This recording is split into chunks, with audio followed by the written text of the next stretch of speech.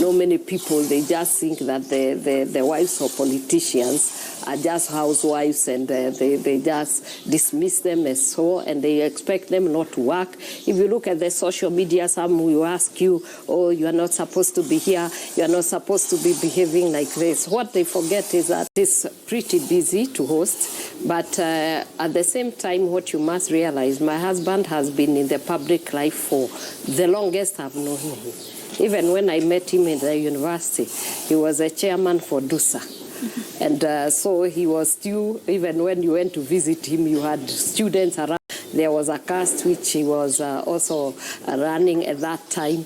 And I've not known when he doesn't have people around. So seeing people coming here, and we also love them because for someone to visit you is because they love you. The other time when we were in office, there was quite, we believe that when you are given a position or when you have an office, you are called to service. It is about servanthood. It is about serving the people.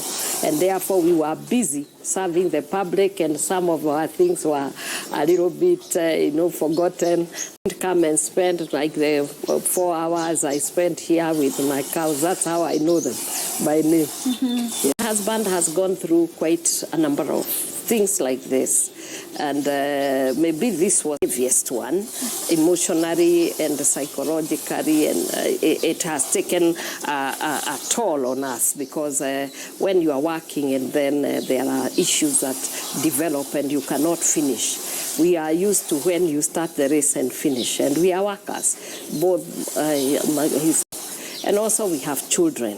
And some of the things they ask, when we started this journey, we had told you we didn't like this guy, we didn't trust him. You are the ones who put us there. And of course, being also a pastor, I was in the front line, being and we work together, as you have seen, not just a housewife.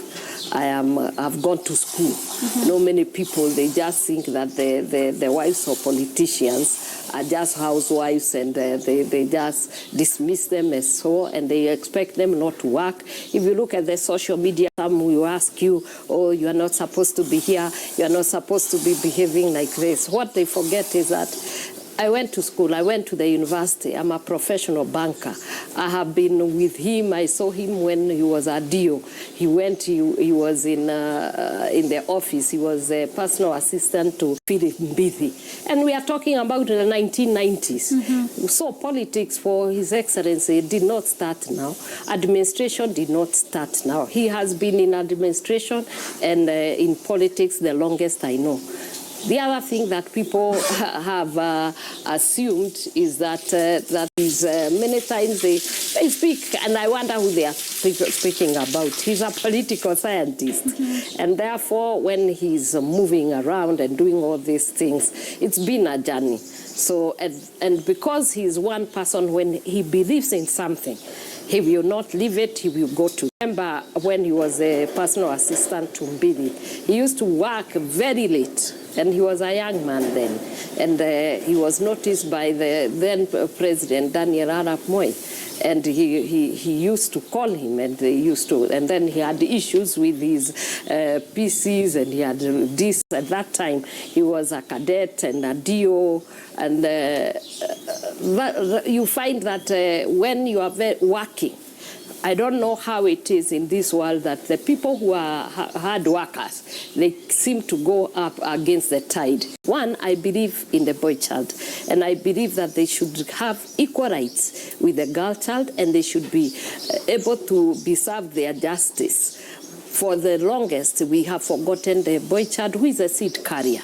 I don't think it would be wise for any community or any society to ignore divine order and plan. They are supposed to be the head of households. They are supposed to be fathers. They are supposed to be leaders. How can they lead from the gutter? How can they lead in those frustrations? The many whom I have met when we have been doing this program, the problem has been is that many, not like the girl child, no love, no nothing, no care, no mentorship.